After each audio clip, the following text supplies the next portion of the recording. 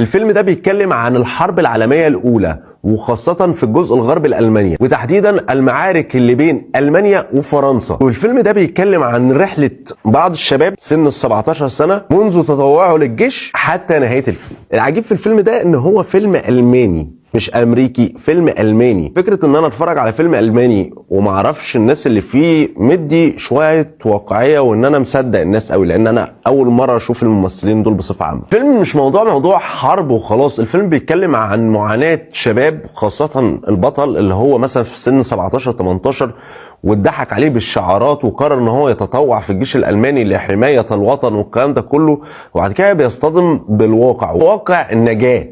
لان فكرة الحرب بصفة عامة دي فكرة على اي حد فكرة صعبة، ان انت تقتل شخص قدامك عشان انت تعيش. فالفكرة نفسها الحالة النفسية لأي مجند بتبقى مدمرة.